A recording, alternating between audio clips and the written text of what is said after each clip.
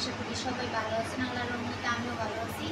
আমি আপু এখন মাছ নিয়ে আসলো, এটা নাকি নদীর পাঙ্গাস, কাটায় নিয়ে আইছে, অনেক বড়, মনে হয় অর্ধেক টানছে, পুরোটা আনে নেই।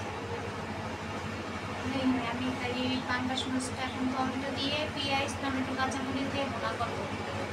আমরা চাষের কোনো মাছ খাই না, সব নদীর মাছ খাই। মাছলাম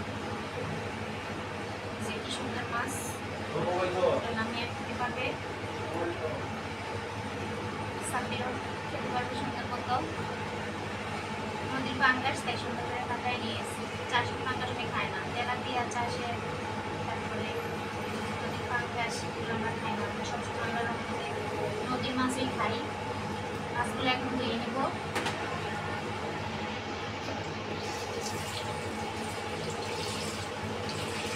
সেদ্ধ করে ধুয়ে নিব মাছগুলো।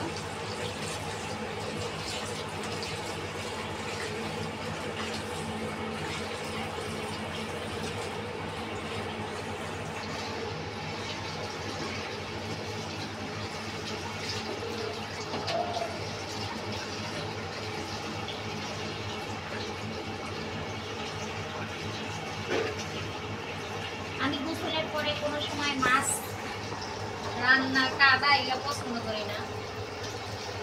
বাধ্যতামূলক হয়ে মাঝে মাঝে আমার করতে হয়। আমি রান্না যদি কোনো কাজে আটকায় যায় তাইলে গোসলের পরে নিয়ে আসে, তখন রান্না করি আর কি। গোসলের পরে এই যে এখন আমি মাছটা ভুনা করবো, সবটাই পুরাটুকুই করবো, একটু রাখবো না। আর আমরা ফ্রিজে মাছ রেখা খাই না, ডেলিটা ডেলি নিয়ে আসে। ডেলিটা ডেলি কেন নিয়ে আসে সেটার আবার কারণ আছে। আমাদের আড়ত আছে মাছের, সেই আড়ত থেকে নিয়ে আসে, তাই ডেলি ডেলি নিয়ে আসে।